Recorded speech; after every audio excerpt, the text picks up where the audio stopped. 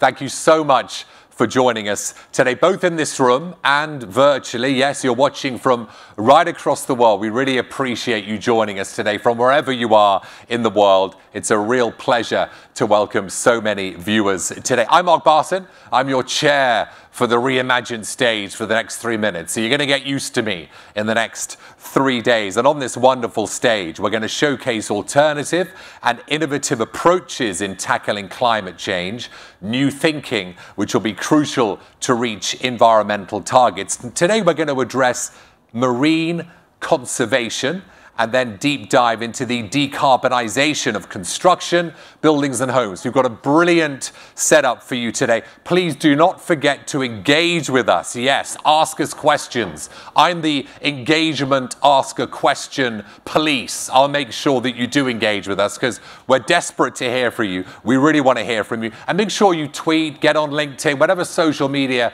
preference is yours. Hashtag Climate Action Live, hashtag SIF21, SIF21, and at climate_action_. So please do get out there on social media. Right, let's dive in. Opening our session today, we're joined by Peter Thomson, Secretary General Special Envoy for the Ocean at the United Nations. It gives me enormous pleasure to invite Peter to the stage. Peter, the floor is yours. Welcome.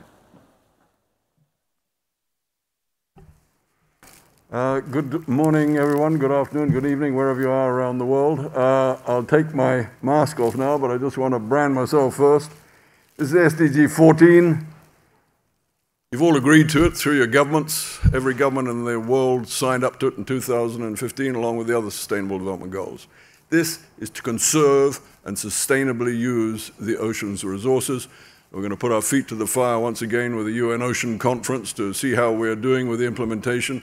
We're going to do that in Lisbon, June 27th to the 1st of July, co-hosted by the governments of Kenya and Portugal, will be the second UN Ocean Conference. So that's my little advertisement, and I hope you took your notebooks out and you noted it down. Why? Because along with Climate Change Conference here in Glasgow and the Biodiversity Loss Conference in Kunming, China next April, the UN Ocean Conference are the three great existential conferences of our time for our species.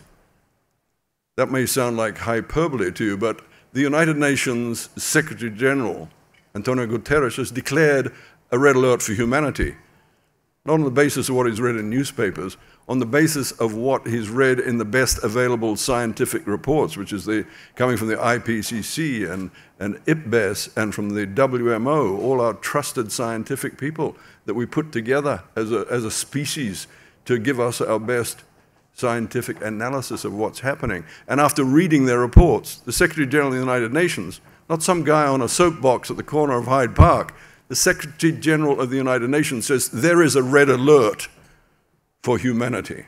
So that's the context of our times.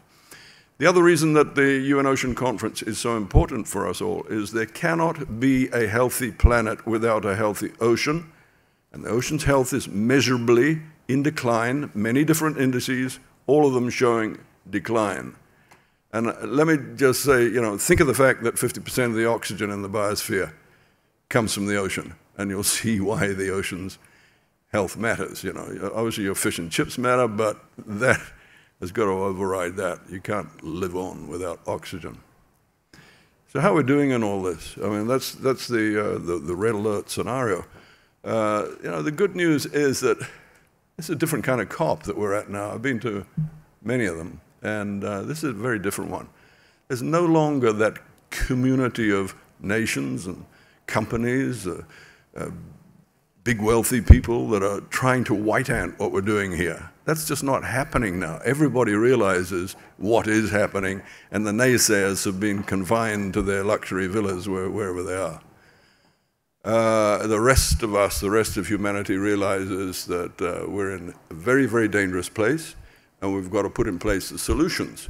And so, you're hearing the solutions. You're hearing about this positive turn that in the thinking of the world, where we've realized that we've got to take action now. And it's not just words now. People are actually coming up with the programs and moving the big money in that direction.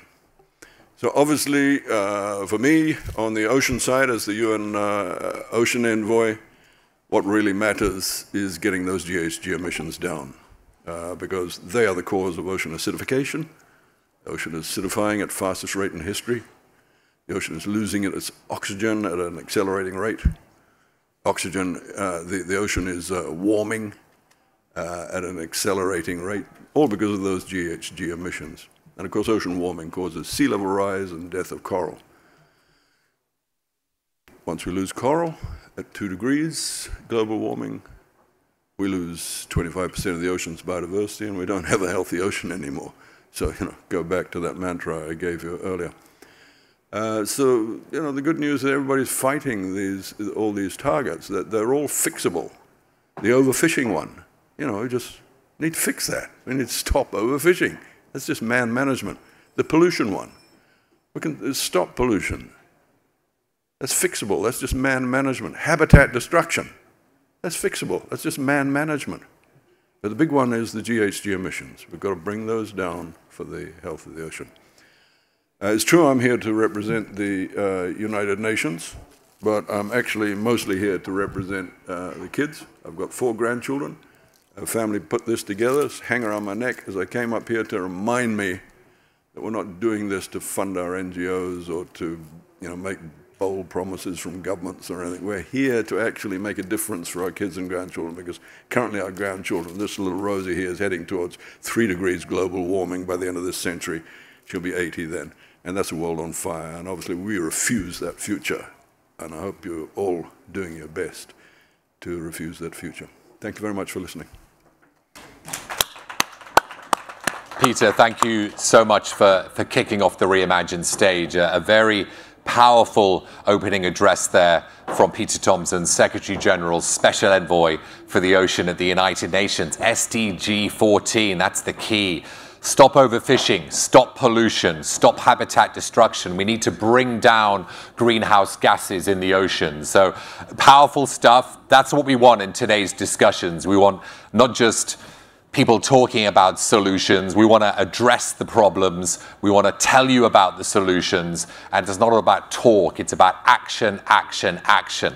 Let's bring it on. We've got so much more to come today.